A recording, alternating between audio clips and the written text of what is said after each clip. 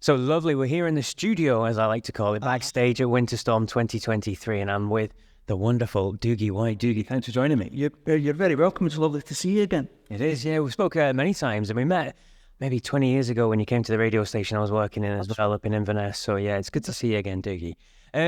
What I like about you is that you've been here for the whole weekend. I mean, you're performing on the Saturday, but you're here to see Michael Schenker and here on the Friday as well to see other guests and to see people that you've worked with many times over the years as well. Yeah, I normally only go and see people who I know.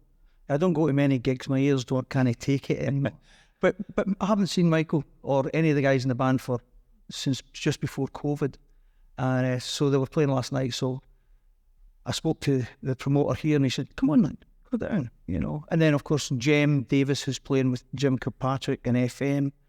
Him and I were in a band called Midnight Blue together. Yep. We lived together for about 3 or 4 years, you know. And then of course I've only seen Deanna once, and it was one of these cruises that goes out. It sounds very nice going out from Sweden into the Black Sea. It was dark the whole bloody time, and it was just drunk people lying on the floors in the casinos and stuff. And I saw him then. So I'm looking forward to seeing what he's doing. And then it'll be FM. And then, of course, it's Uli. So I brought my earplugs. I suggest you do the same. Somebody asked me the other day, who's the loudest guitar player you ever played with? And it was Uli. It was, dear God, unbelievable. And then tomorrow, Taiketo, I'm friends with Danny, and I'll pop down and see whoever. Yeah. But it's a great festival. It's very jolly, and it's well run, and it's well organised, and whether you come as a punter or whether you come as a musician, that's just great fun. Yeah, I was going to ask you about that because it's such a nice festival, especially to be in Scotland, and it's in an unusual location as well, Troon. It's not like it's Glasgow or Edinburgh. It's Troon. It's on the west coast. The sea is literally there. It's a wonderful little location. So it's nice. It's really good, and we've been very lucky over the years with the weather. I mean, yesterday was a bit miserable. The last few, I've done this 4 or 5 times now, and just as a favour to Ian, with Paul McManus and Chris Glenn, and it's always been good fun, and it's always been good weather, because my God, it'll be miserable as hell if it wasn't. The plays havoc with your hair, Everybody looks the same. They all look like 1980s glam rock stars now, with their hair all sticking up. Absolutely. So in terms of yourself then, you're doing a set. What do you comprise of? What are you going to be singing on your set? Well, because you've been with so many bands and you've got such a catalogue, haven't you? Yeah. Well, when I go out to Europe, I go out and I do solo shows a lot in places, in Poland, in Bulgaria, and in Italy. Never so much here in the UK. Go out there and I just pick songs from different places. I've been, stick in a Rainbow, I'll stick in a Cornerstone, I'll stick in something from the album I did with Billy Lee Skye. Just do a selection of them, a Paz song here, and just build up, because what I think is that these people are coming to see me, right? It's my name for the first time ever that's on the billboard, so they're coming to see it. So I'm assuming that they know the song, so.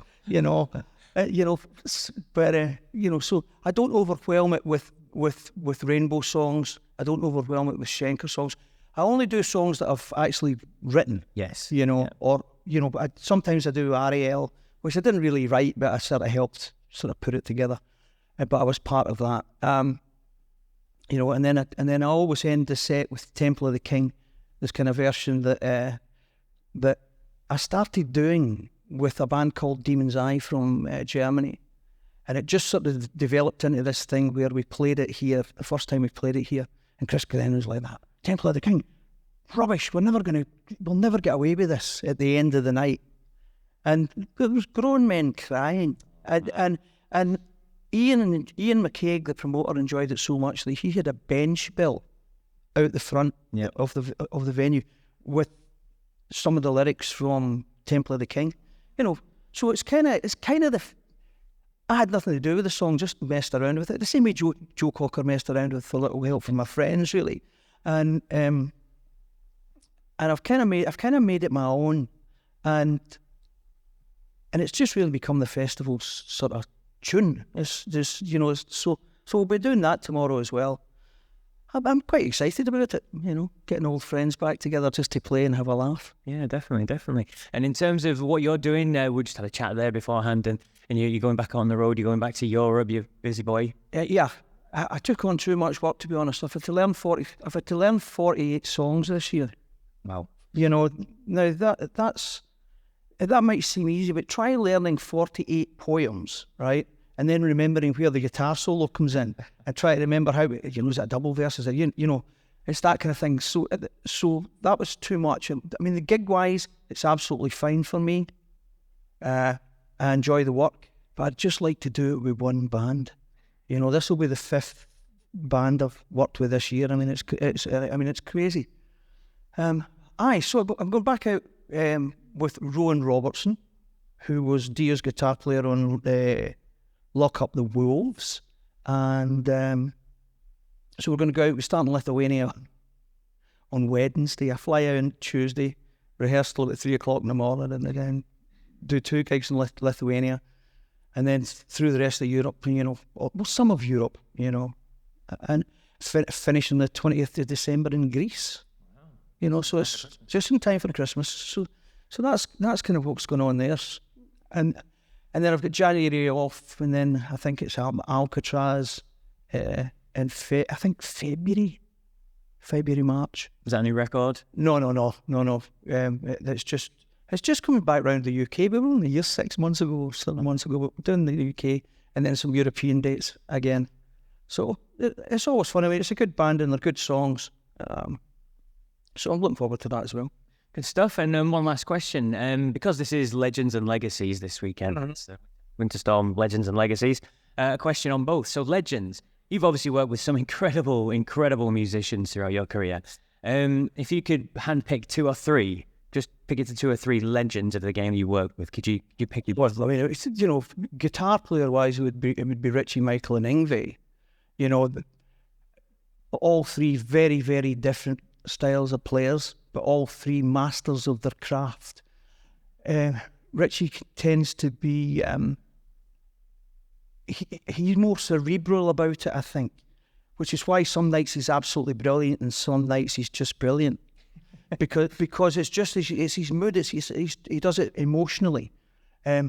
Michael is rehearsed to the 9th degree, like if it's like AC/DC. Right, or it's like Maiden. It's just put together. That's just what we do. We don't go off on tangents. We don't go off on pieces.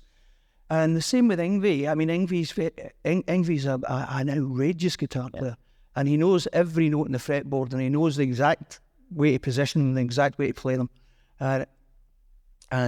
So they would be the 3 guitar players, you know. And I've played with Ian Pace, and I've played with John Lord, and I've played with Roger Glover.